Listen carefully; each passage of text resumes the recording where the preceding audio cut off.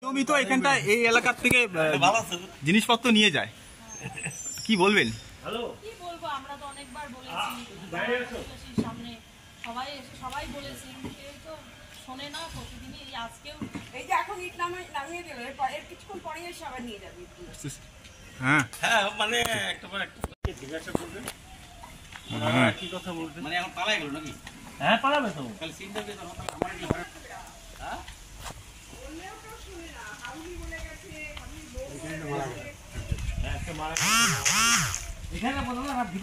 এটা যেখানে ইচ্ছা আমরা জ্বালায় রাখো, আর কি করবো?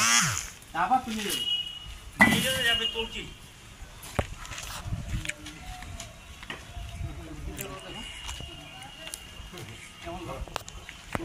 কেন কেন দেবো না বলতো? তুই চোরের মাল উঠাচ্ছিস, জানিস না? মানে কার বাড়িতে ইট উঠানোর নিয়ম নাই। নিয়ে আসতে ছাড়ে না আমাকে,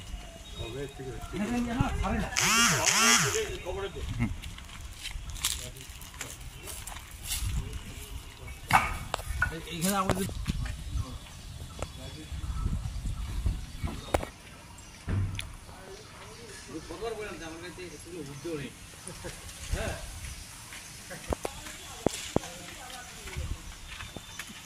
দিদি বললো এটা ভাঙে বললো একবার,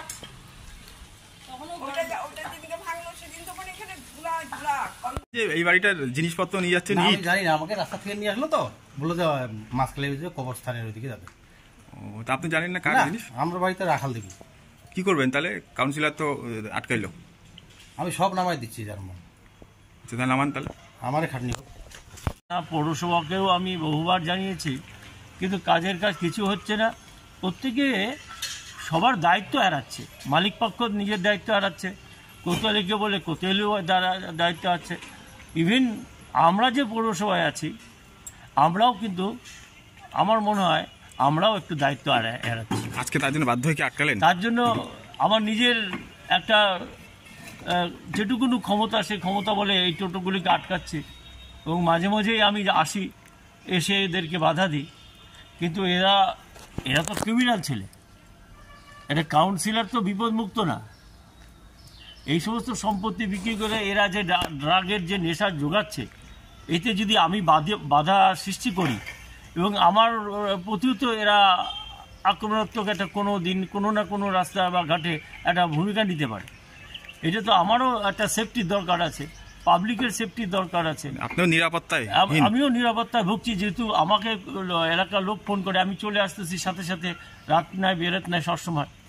এটা প্রশাসন, পৌরসভা, আমাদের প্রশাসন, পৌরসভা তো আর আলাদা করে কাউকে দেখতে পাচ্ছি না, আমরাই পৌরসভা, আমাদেরও দেখা উচিত। তার জন্যই আমি আসলাম। আমি দেখি আর অন্যভাবে কোনোভাবে চেষ্টা করা যাচ্ছে কিনা।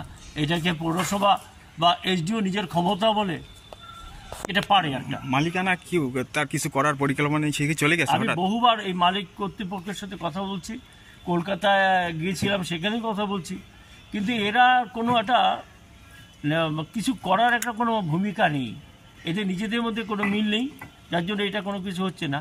তার ভোগান্তি এলাকার সমস্ত মানুষগুলি ভুগছে। এটা কোন এলাকা? এটা 18 নম্বর ওয়ার্ডের শিল্পসন্ধিপাড়া।